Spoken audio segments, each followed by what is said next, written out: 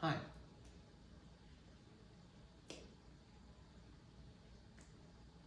It's my first time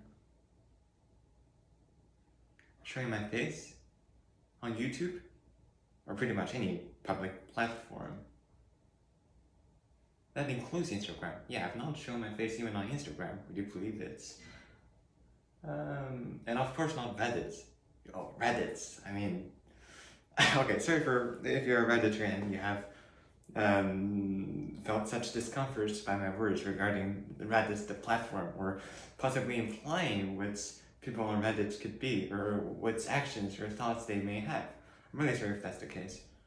But as you know, internet isn't the friendliest place of all, in many cases, for obvious reasons. I guess what I'm trying to say is that, yes, what I'm saying or thinking about Reddit's, carries stereotypes, isn't necessarily accurate, but there's such fear behind it. I'm so afraid of, meeting someone who has some really sorry things to say, which has happened a lot in the past, unfortunately.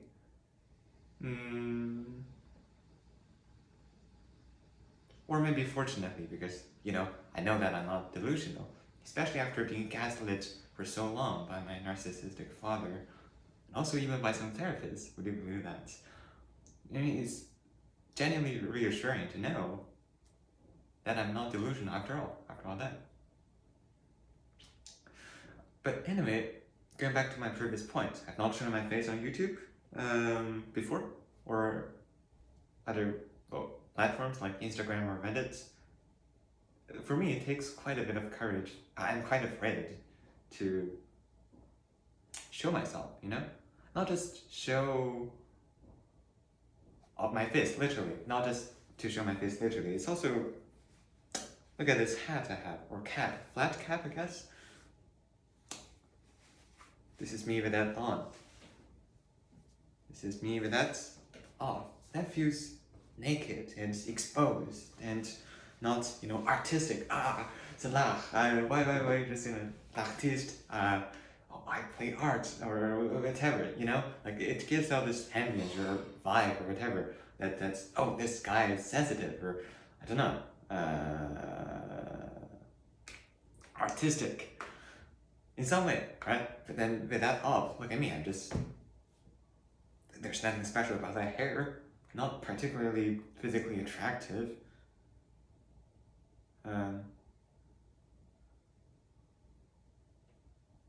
Yeah. Ouch. I guess that's what I said kind of made me feel something, even though I didn't expect I would feel that. Anyway, okay, I get off topic a lot, you see? Actually, I like people who get off topics.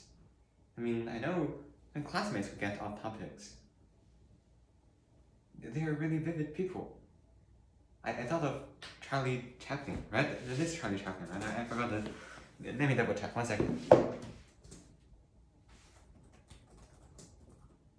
Charlie Chaplin. I have good memory. Yeah. I thought of Charlie Chaplin. And the great dictator in that film of his, there was such vivid thoughts and associations, so adorable by him and also by her. And then she said something, I forgot the original words, but she said something like how these talented or gifted people all get off topic a lot. I think that's true, because those who have so vivid an inner world, who have such sensitivity and intelligence, not just sensitivity as in perception to external stimuli, but also emotional sensitivity and empathy, profound empathy. Those people feel a lot. They feel really a lot. And they would care and love others deeply. And they would sadly feel pain much more profoundly than others as well. It's not easy for those out there kind of like that, because as you know, society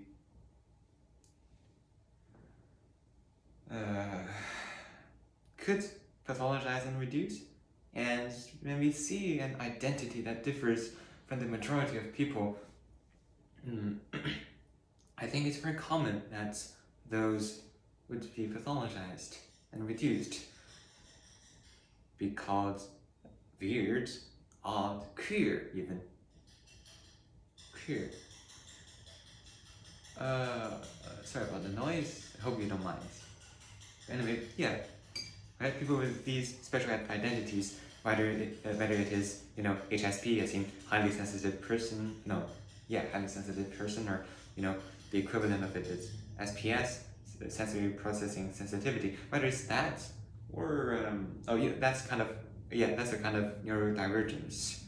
So whether it's that, or, autism, or ADHD, or whether it is, say, some kind of gender or sexuality, or whether it is about multiplicity and plurality. Yes, TULPA, I mean, TULPA. Or that would also be inner companions. I prefer the word inner companions. It feels like TULPA feels, I don't know.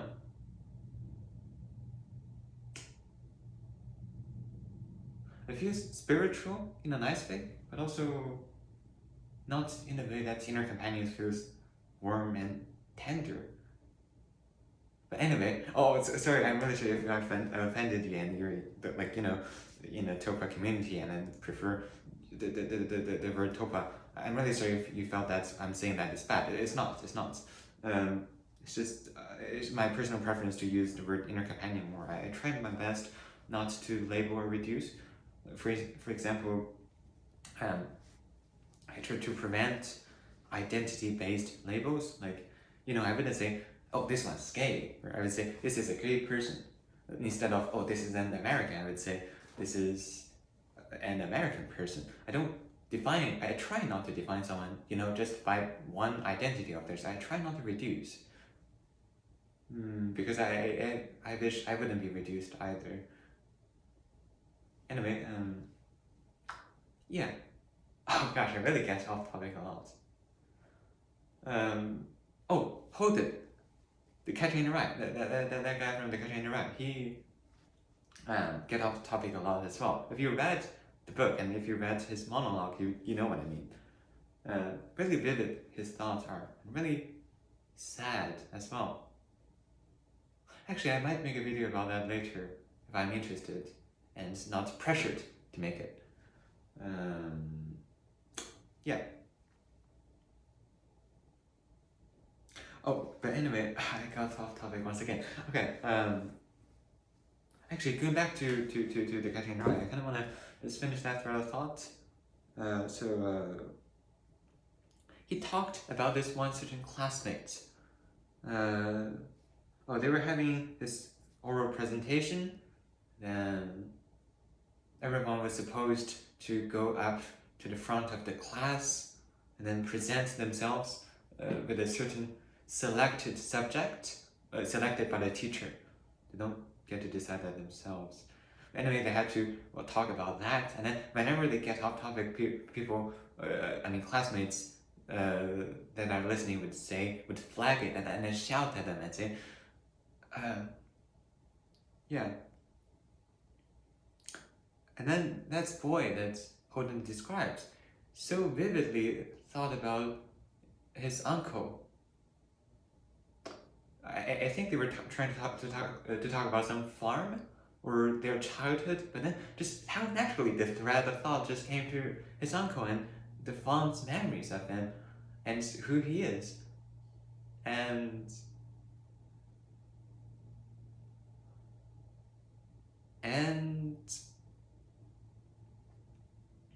But then each time he got off topic and really went to where his heart is, and then say what he truly feels. I mean, they shout, "Oh, you're getting off topic," and then he gets so nervous, and then he didn't get a good grade, of course, in the end. Nor did Holden. but just how profoundly Holden is able to feel, and how sensitively too, how deeply, and how it's ironic. I find it because in English he excelled in literature and poetry, but obviously not in an oral presentation. I think when people try to conform others into certain shapes in institutions, in schools, sadly, oh yeah, that is a topic I might want to cover later as well. I wish to be able to help others, it seems.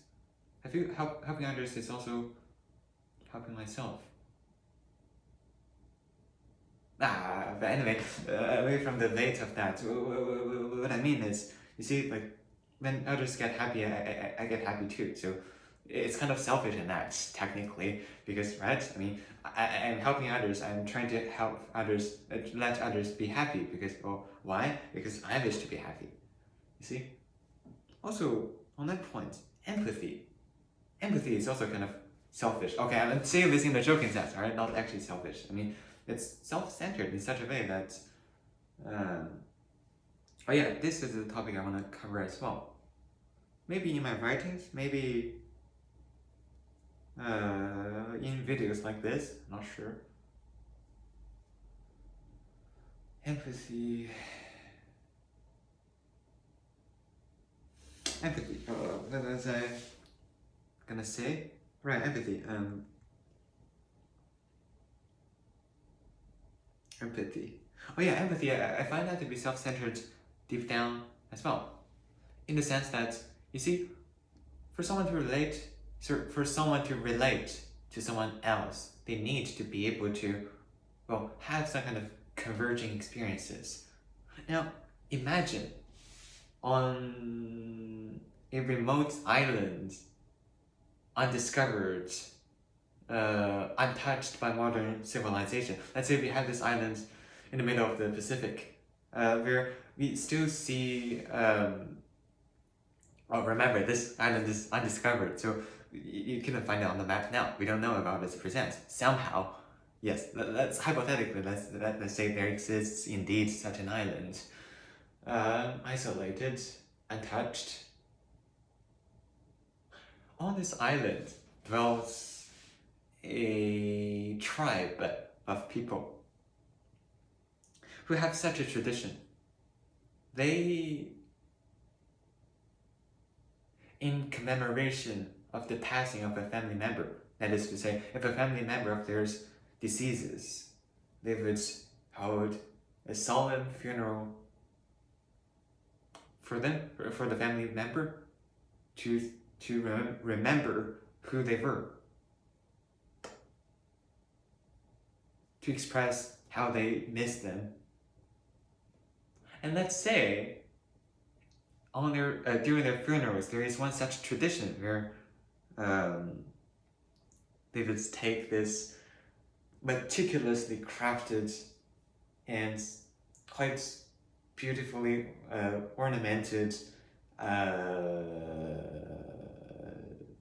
tool, say a certain kind of decorated dagger. They would take that, they would have they don't have caskets yet. They would have like the corpse, the cadaver of the deceased family member before them on some kind of, I don't know, I guess stone table.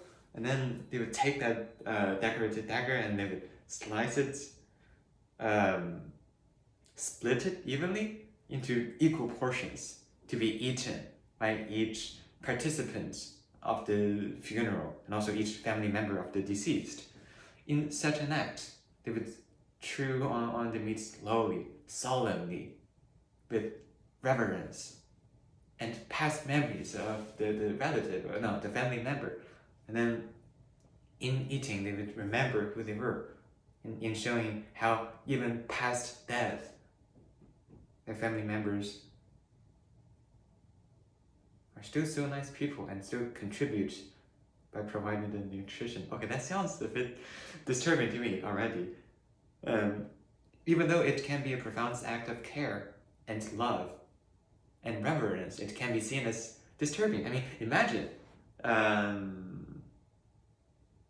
Imagine, say we have someone, let's say we find a random pedestrian on the streets of New York, say on a Thursday afternoon.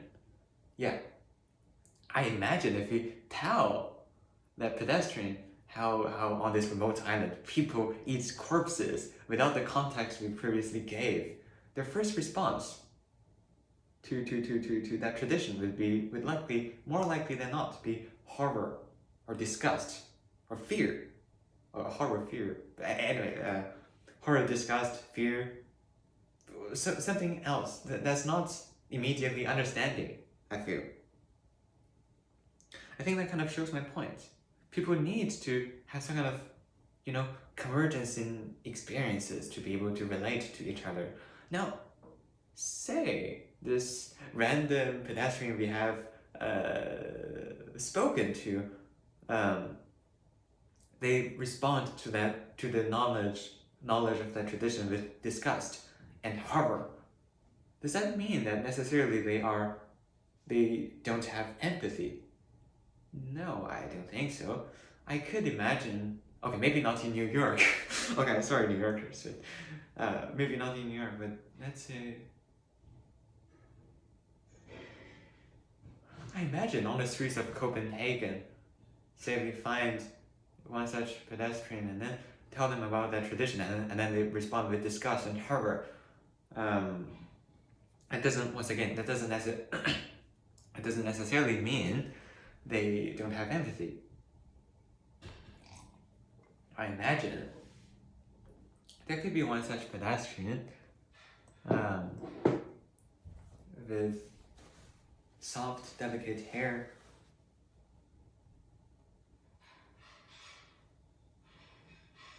who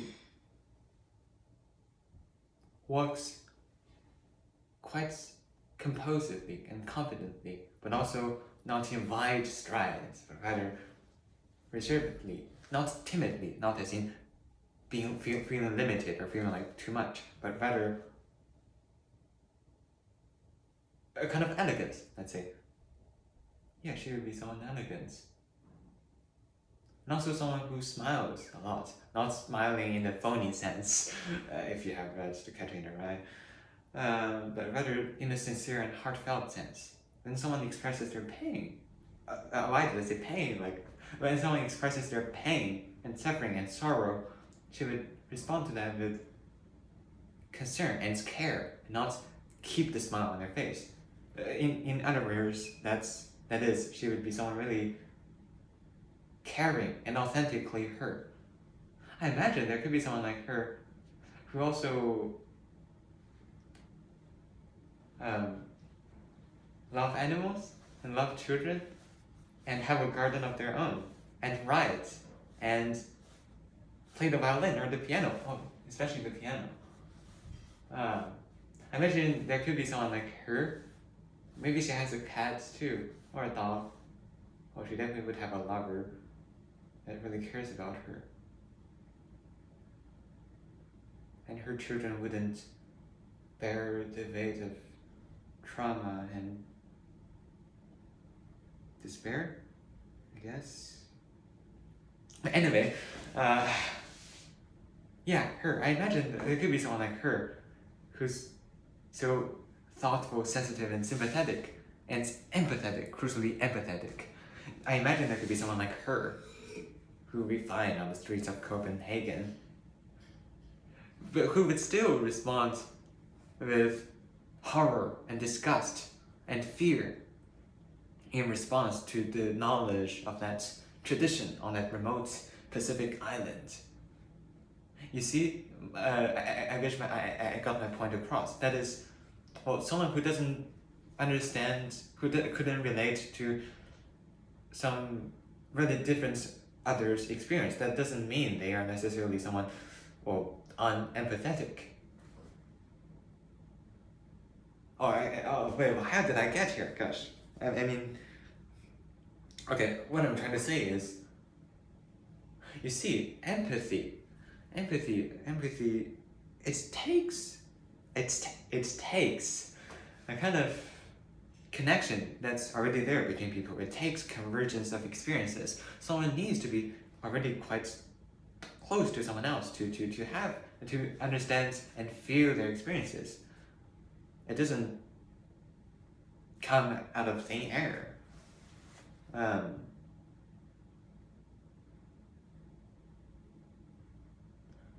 Yeah.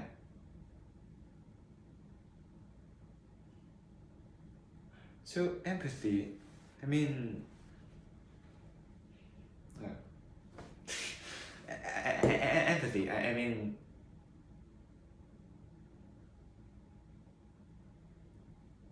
empathy.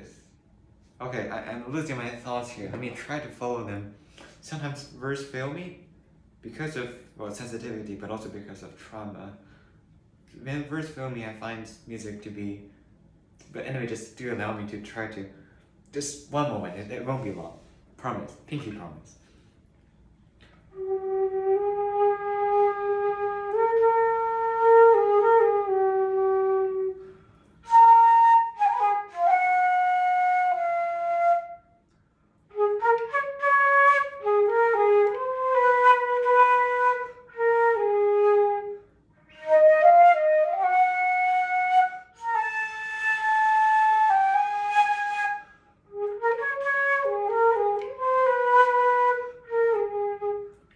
It feels much more lighthearted than I imagined what that would be. Oh, also, just in case someone is curious about like what that is, it's Gershwin's. Oh, I probably butchered the pronunciation of his name. It's Gershwin's Rhapsody in Blue. Yeah, if you're curious, it's a beautiful jazz piece and also classical piece. It's beautiful when genres blend and when labels don't really fit. Oh, they call The Catcher in the Rye a coming of age story. I really dislike that. There's such profound trauma and pain. They call it coming of age as if it's supposed to be the norm. Oh, and also people who call The Perks of Being a Wallflower the modern The Catcher in the Rye, or they call Black Swan Green, oh, the British The Catcher in the Rye. I find it stupid that people have to compare someone to someone else or something to something else. It's just like how for Debussy, those people who called his works impressionist, he went really touchy towards that and called them imbécile. Okay, I wouldn't go on that extreme, man. I would probably just be more like Ravel, who also rejected openly the reductionist label of impressionism, but who would quite elegantly and gently and proudly reject that. Without, the touchiness of like, imbécile. Yeah. So, labels. I personally am not a big fan of labels at all. Reductions just don't sit well with me, Or maybe I might get a video on that as well. I have a feeling that I will write a lot. Not just fictional stories, but also philosophical ones. Oh, I don't have to label them as philosophical. It's lame.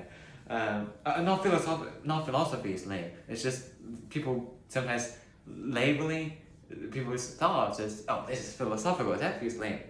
People's stories and feelings and experiences and thoughts are theirs own to claim. If someone else has to assign, oh, this is philosophical, that is artistic, that is, it constrains people. However subtly it constrains people in a way. That feels kind of wrong to me. People could mean well and not mean harm. But still, Anyway.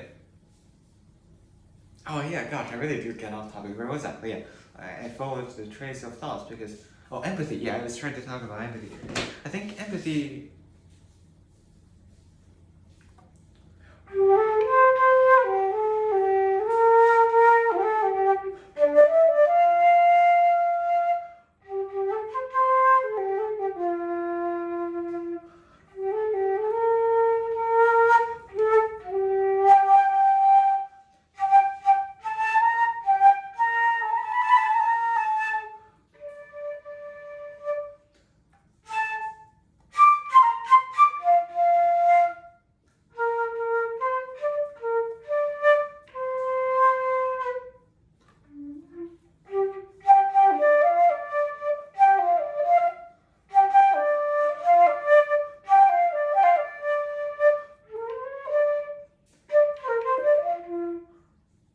it seems like I'm feeling quite lighthearted, and there's much humor in what I feel now.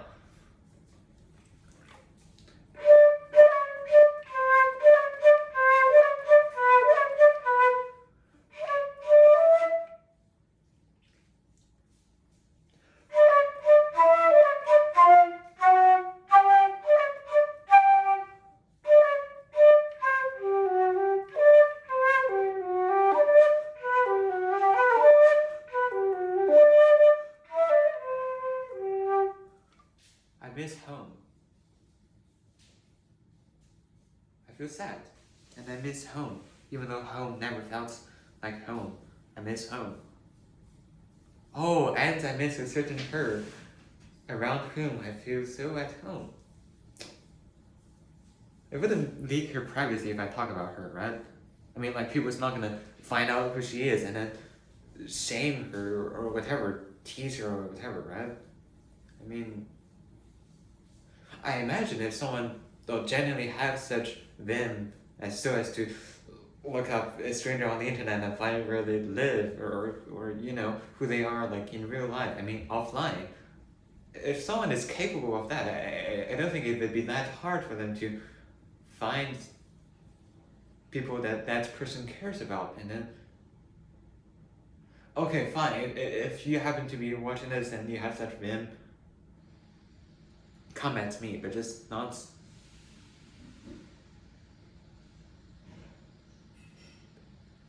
at people around me, and especially not at her. Please.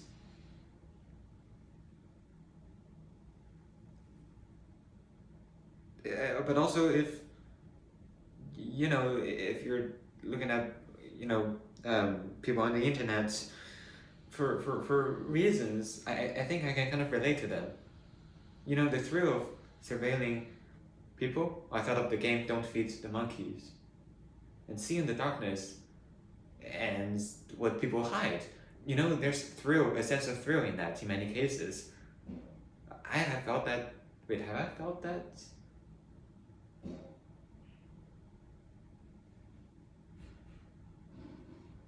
I don't remember. The honest answer is I couldn't remember, but let's assume that I have felt that in the past. Or maybe if you just, you know, really were not treated kindly by people around you and you should have been met with care. And then as a result, you felt that, you know, connecting to people face to face feels dangerous and it always leads to harm. And then you just learned to coldly analyze people and then mock them or whatever. I think I can relate to that too. I'm really sorry for you if that's the case. Really. You could talk to me. I mean, right? Like a YouTube comment or something. You could reach out to me. I would. I mean this. I mean, yes, I don't know you, but I mean this when I say I would really wish to connect with you and to hopefully be able to witness you and make you feel a bit better. Not that you have to feel better, but rather I wish to witness. I wish to see and feel. And to me, that's what it means to be alive. To feel and see so deeply and to be moved by others' experiences.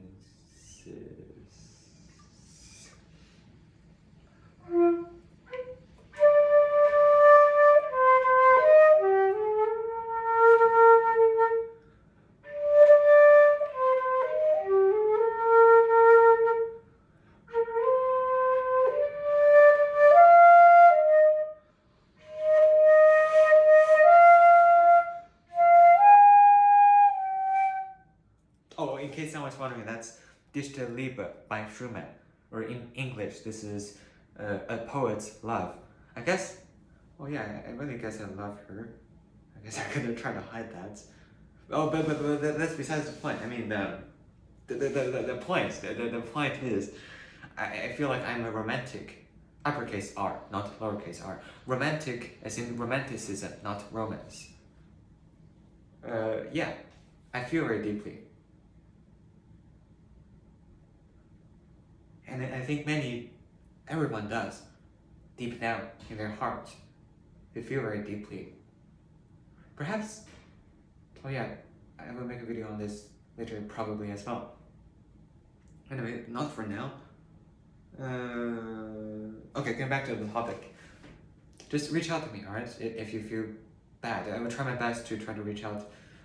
I don't think many people is gonna, watch this video or my future videos, so I think I should be able to, handle whoever comes. I mean, if there are too many people, of course, I mean, I might not have time for that, however much I wish to, witness, and then, but I mean, given how little views I have, I think I will be able to meet you genuinely and authentically and truly sincerely. So, if for any reason you have this whim of going up the internet and then looking at people and then seeing where they live or whatever, and if you wish to connect, kind of, or even just express your frustration, whatever, just leave a comment or something. I will reach out to you, and we could talk in private if you would prefer that. I mean, yeah, whatever you prefer.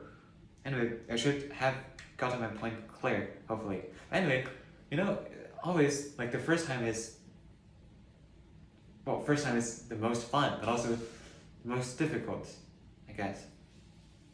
If I am able to show my face this time, I mean, I guess later on, if I play my flute with my face shown, or if I talk about something, if I don't know, make a short film or vlog. But yeah, I have a really talented friend who makes some vlogs.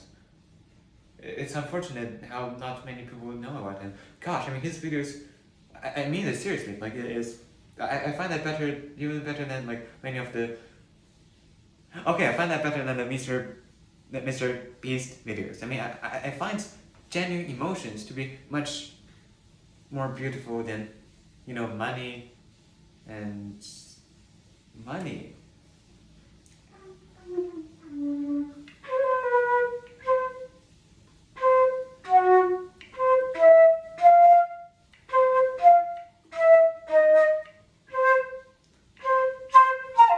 Okay, sorry about that.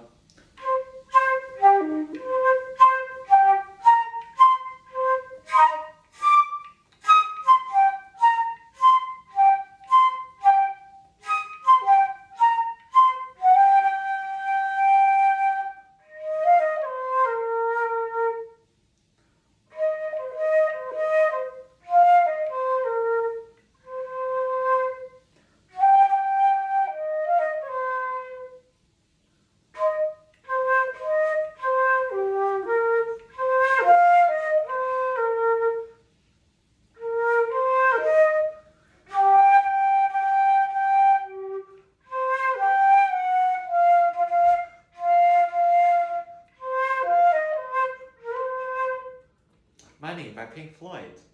Oh, I wish they had Pink Floyd and King Crimson and yes, and all the other progressive rock bands still nowadays, and still so authentically and sophistically and mostly authentically themselves. I wish there could still be such beauty in such a day and age, with doom scrolling and with AI, and I believe that people would, okay, this is too long to explain here. I mean, I will make a separate video for that at some point, probably, if I feel ready for that. Or maybe I will write about that.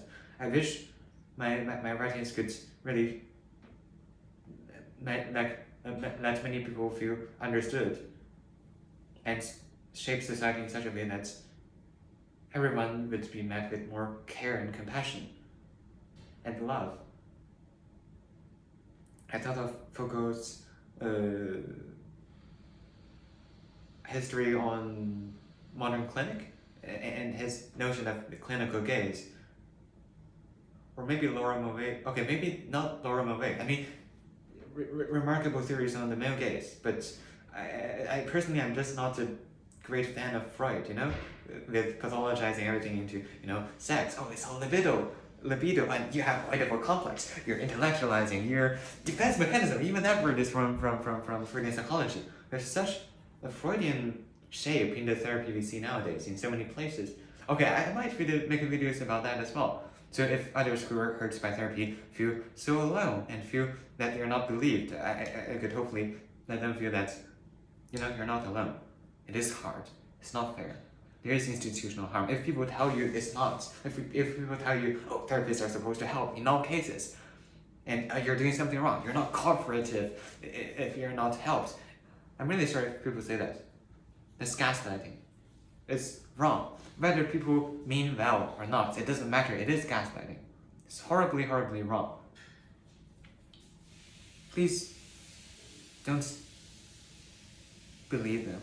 Know that you deserve to be believed. Know that your truth is the truth. What you went through is real. And I imagine really hurtful. I'm sorry for that. If others tell you it's not real, if they make you think you're delusional, if they make you doubt your perceptions, I find that to be horribly, horribly wrong. You deserve better. My tummy is rumbling. I should probably end the video here. I mean, yeah, I didn't have a thesis or something. I didn't make a clear, specific argument. But hey, I showed my face, right? That's something.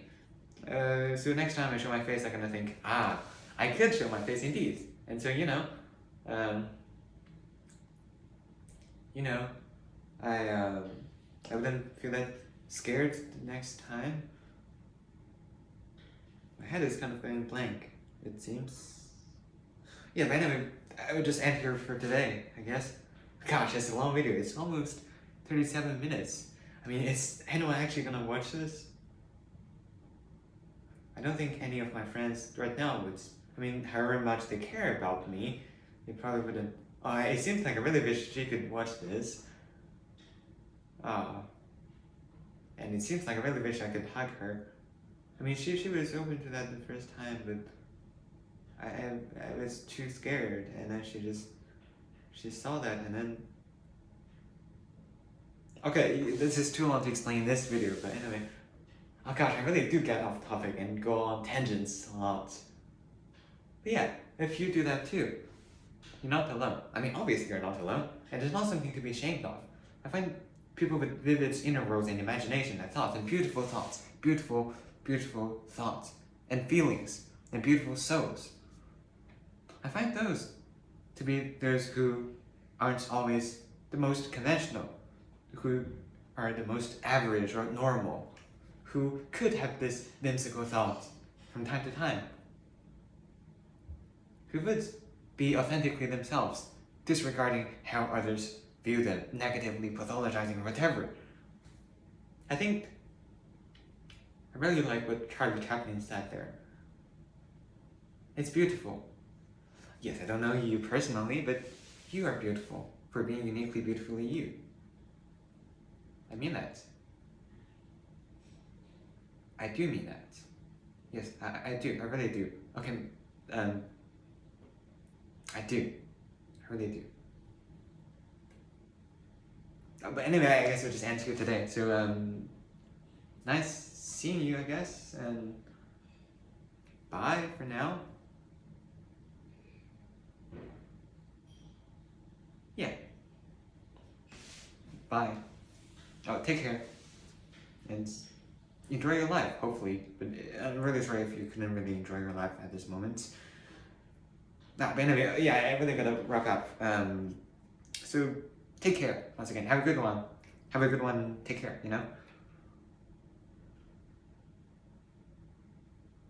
If you're going through a hard time,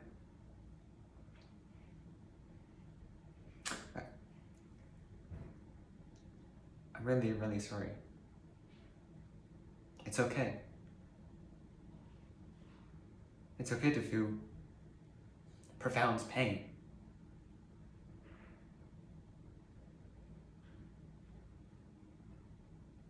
I know it might sound convincing, it might not sound convincing, but you deserve love, and I think eventually you will find someone who cares about you, however slim the chances seem now. I believe that those who really do care will walk up and down outside the wall. And those who do care, they bleeding hearts of artists.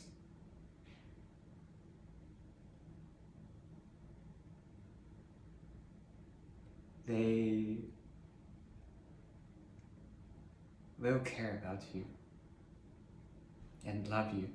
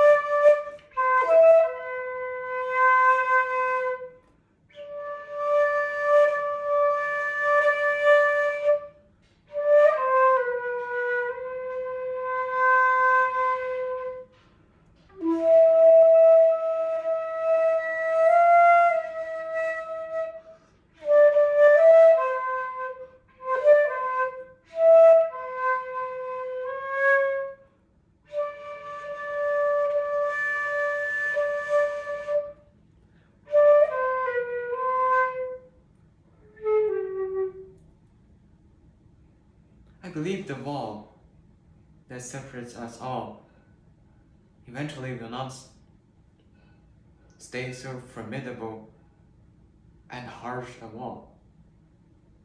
I believe the light will shine across, and people can be mad outside the wall.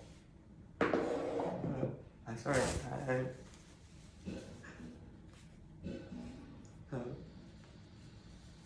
People can be mad outside the wall. I believe that. I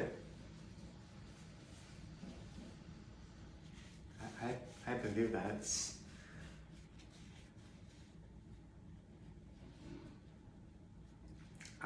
I believe that. It will happen. I have a dream.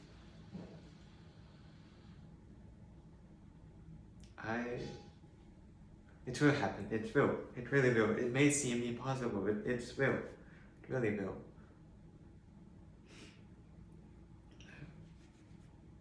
Oh, right. I should wrap up the thoughts and yeah. Nice seeing you. In case I don't see ya. Good evening, good afternoon, and good night. Good afternoon, good evening, and good night. Yes, in case I don't see ya.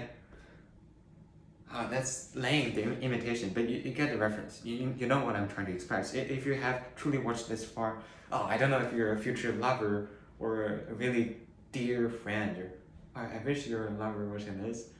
Hi, I mean, okay, I'm getting off topic. Okay, I hope it's not someone extracting some archive of mine after I died, because it really is hard. Anyway, if you're watching this, I guess you're someone who deeply cares, I hope. In that case, you probably know the reference with the reference I made with the Truman Show. Yeah, in case I don't see ya, good afternoon, good evening, and good night.